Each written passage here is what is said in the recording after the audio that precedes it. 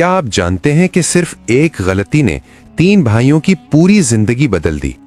ये कहानी है जिद, नुकसान और फिर एक ऐसे सबक की जो हर इंसान को सुनना चाहिए। आखिर ऐसा क्या हुआ कि बर्बाद खेत दोबारा सोने की तरह चमक उठे? जानने के लिए वीडियो को आखिर तक जरूर देखें। एक छोटे मगर हसीन गांव रहमतपुर में 3 भाई रहा करते थे, जाहिद, नौमान और फरहान।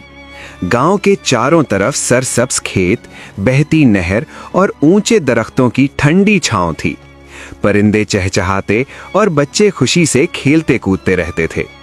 इन तीनों के वालिद हाजी करीम बख्श गांव के मुअज्जिज किसान थे।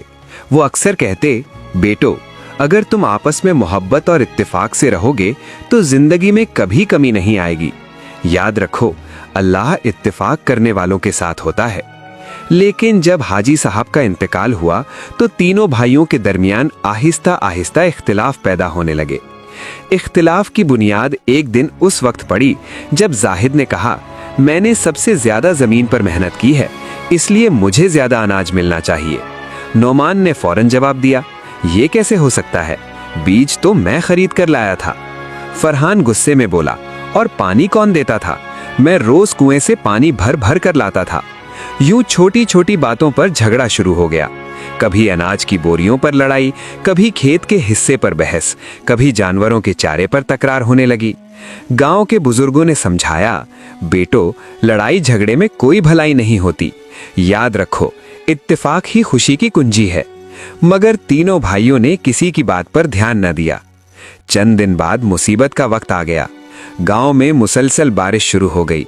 शुरू में सब खुश हुए, मगर फिर बारिश तेज होती चली गई, यहाँ तक कि खेतों में पानी भर गया। तीनों भाई अपनी अपनी जमीन बचाने में लग गए, मगर अकेले होने की वजह से कुछ ना कर सके। जाहिद ने अफसोस से कहा, काश नौमान और फरहान मेरा साथ देते। नौमान ने सर झुकाकर कहा, अगर हम पहले मिलकर काम करते तो आज फसल ना डूबती। फरहान की आंखों में आंसू आ गए। हमने जिद में आकर खुद ही अपना नुकसान कर लिया। इसी दौरान गांव में एक बूढ़ा मुसाफिर आया। उसके हाथ में लाठी थी और चेहरे पर हल्की सी मुस्कुराहट। उसने तीनों भाइयों को परेशान बैठा देखा और पूछा, बेटो, क्यों उदास हो? जाहिद ने कहा, बाबा जी, हम भाई तो हैं, मगर हमारे दरमियान इत्तेफाक नहीं, इसीलिए हमारी फसल बर्बाद हो गई। बूढ़ा मुस्कुराकर बोला, आओ मैं तुम्हें एक सबक देता हूं। उसने 3 लकड़ियां निकाली और कहा, इन्हें तोड़ो। तीनों ने बारी बारी लकड़ियां आसानी से तोड़ दी। फिर उसने तीनों लकड़ियां एक साथ बांध दी और कहा, अब इन्हें तोड़कर दिखाओ। तीनों ने पूरी ताकत लगा दी, पसीना बहाया, मगर लकड़ियां ना टूटी। बूढ़ा बोला, बेटो, जब तुम अलग अलग हो तो कमजोर हो, लेकिन जब इकट्ठे हो जाओ तो कोई तुम्हें नुकसान नहीं पहुंचा सकता। याद रखो, इत्तेफाक में बरकत होती है। अगली सुबह सूरज निकला तो तीनों भाइयों ने एक दूसरे से माफी मांगी। जाहिद ने कहा, मैंने तुम दोनों से सख्त लहजे में बात की, मुझे माफ कर दो। नौमान ने कहा, नहीं भाई, गलती मेरी भी थी, मुझे जिद नहीं करनी चाहिए थी। फरहान मुस्कुराकर बोला, सब पुरानी बातें भूल जाते हैं, अब हम मिलकर काम करेंगे।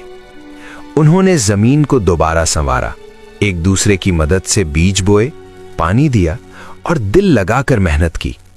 चंद ही महीनों में उनके खेत सोने की तरह चमकने लगे। पूरे गांव में उनकी तारीफ होने लगी। बच्चे कहते, देखो, ये वही भाई हैं जो पहले लड़ते थे, अब अल्लाह ने इनके खेतों में खूब बरकत दे दी।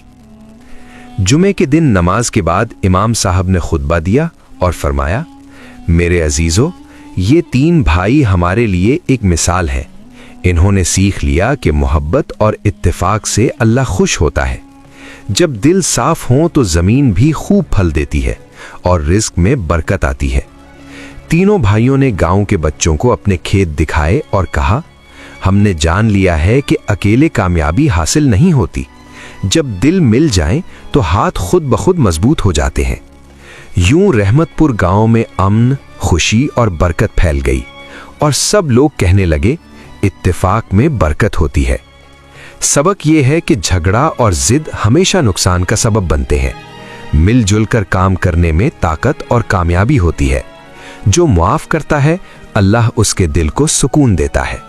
मोहब्बत और ताउन से जिंदगी आसान हो जाती है। और याद रखो, इत्तेफाक में बरकत है और इख्तिलाफ में नुकसान। अगर आप ऐसी ही सबक आमोज कहानियां पसंद करते हैं तो सच्ची कहानी विद रिज़ी चैनल को अभी सब्सक्राइब करें, क्योंकि यहाँ हर कहानी आपकी जिंदगी बदल सकती है।